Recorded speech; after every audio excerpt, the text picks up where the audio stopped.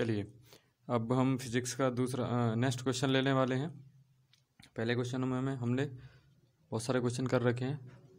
जैसे इस क्वेश्चन में हम लेंगे गॉस प्रमेय। प्रश्न क्या है हमारा, गॉस प्रमेय लिखिए और उसी को सिद्ध कीजिए। ठीक है, तो गॉस प्रमेय क्या कहती है भाई? गॉस की जो प्रमेय है वो कहती है कि गॉस की प्रमेय के अनुसार भाई किसी बंद आकृति, आकृति कैसी, बंद आकृति के पृष्ठ से, जो बंद आकृति है उसके पृष्ठ से, बाहरी पृष्ठ से गुजरने वाली कुल विद्युत बल रेखाओं, जो विद्युत बल रेखाओं हैं का संपूर्ण विद्युत फ्लक्स, विद्युत बल रेखाओं का संपूर्ण विद्युत फ्लक्स मतलब फाई ई है ना, विद्युत बल रेखाओं का संपूर्ण विद्युत फ्लक्स फाई ई आकृति के अंदर अगर जितना आवेश उपस्थित है का 1/ε0 गुना होता है। अर्थात जो उसके अंदर उपस्थित कुल विद्युत फ्लक्स है वो आवेश के अंदर, जो आकृति उसके अंदर उपस्थित है आवेश कितना है Q का 1/ε0 गुना होता है। सिंपल सी परिभाषा है। हम लोगों को अब इसकी उत्पत्ति करनी है, जो अपन ने परिभाषा में लिखा था उसको सिद्ध करना है। ठीक है, तो हम पहले चित्र बना लेते हैं, चित्र को मैं फिर समझा दूंगा। ठीक है, चलिए चित्र को समझते हैं। मान लीजिए ये एक गोला है, ये वृत्त नहीं है, एक गोला है। इसका संपूर्ण गोले का पृष्ठ कितना है, S है। तो हम क्या करते हैं, एक +Q आवेश रखा हुआ है किस पर भाई, गोले के केंद्र पर। गोले के केंद्र से पृष्ठ पर एक बिंदु P है, बिंदु P है। यह भी परीक्षण धनावेश है, धनावेश मतलब धनावेश, धनावेश से धनावेश भाई प्रतिकर्षण करेंगे तो विद्युत क्षेत्र बाहर की तरफ निकलेगा।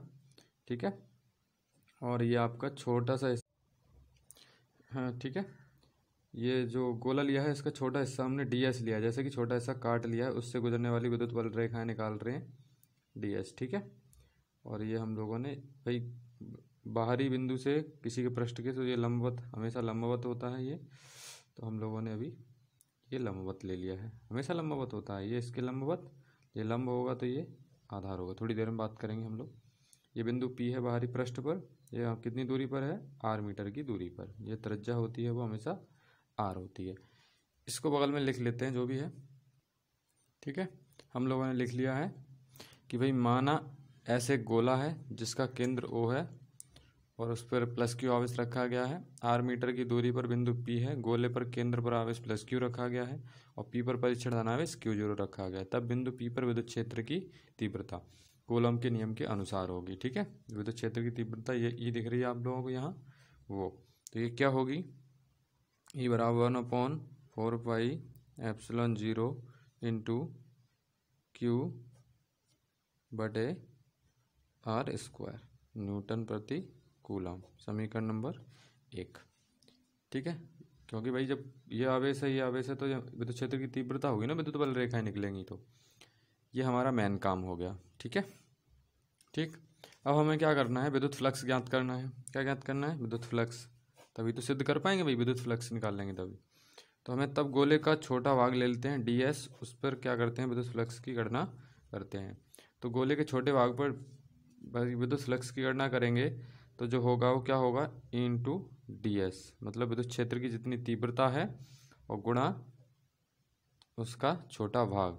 समाकलन का चिन्ह लगाया तो इसे भी हटा लेते हैं, तो d∅e इक्वल टू ये हो जाएगा E/DS cos थीटा।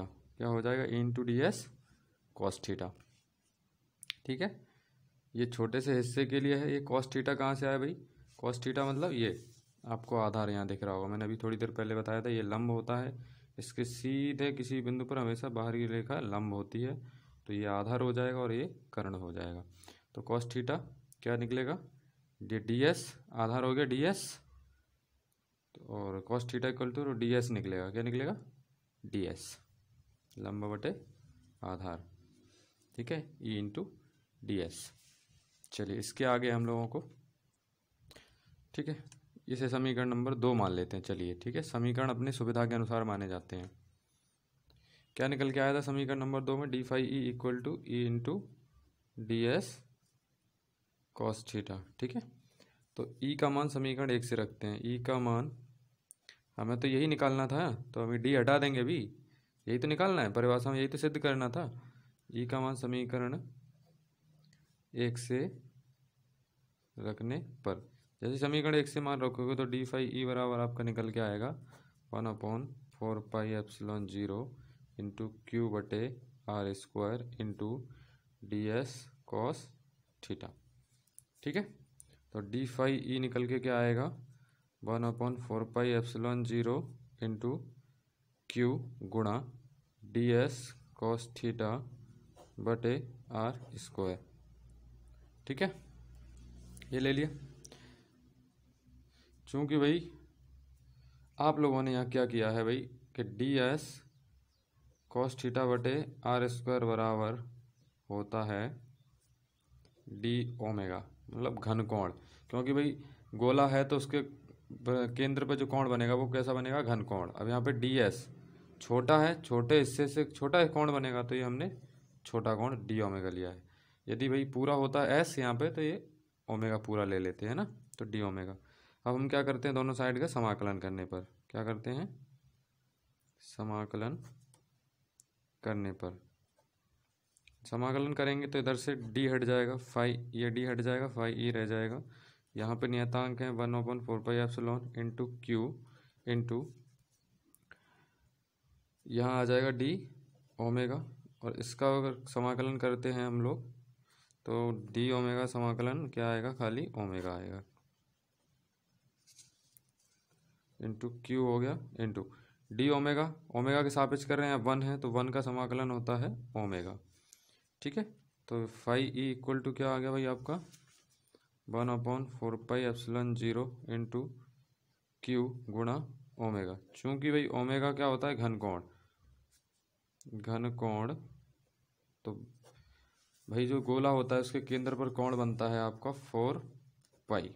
घन कोण की परिभाषा होती है W बराबर 4 पाई। तो आपका यहाँ पे फाई ई निकल के आएगा 1/4πε0 इंटू क्यू गुणा 4 पाई। 4 पाई से 4 पाई कैंसिल आउट, तो फाई ई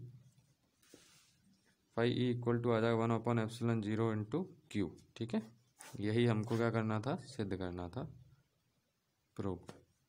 ठीक है, तो इस सवाल में कुछ नहीं करना है आपको, चूंकि हमें फाई ई निकालना होता है तो सब, और फाई ई निकालना होता है तो ई का मान भी रखना होता है ना।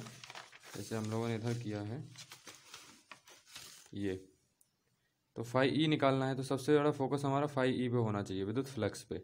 जैसे ही आप विद्युत फ्लक्स लोगे तो होगा क्या, इधर आपको जैसे ही विद्युत फ्लक्स लोगे छोटे हिस्से के लिए तो ई इंटू डी एस आएगा, और डी फाई डी हटाना है तो वो समाकलन करना पड़ेगा, लेकिन ई का मान चाहिए। ई के मान के लिए हमें विद्युत क्षेत्र की तीव्रता निकालनी पड़ती है। बस यहाँ पुट कर दो, आंसर हो जाएगा। तो इसमें सिर्फ ये है कि ये निकाल लीजिए आप, उसके बाद विद्युत क्षेत्र की तीव्रता की जरूरत पड़ेगी तो यहाँ से यहाँ पुट कर दीजिए, समाकलन वमाकलन कर आगे ख़त्म कहानी। ठीक है, ओके, धन्यवाद।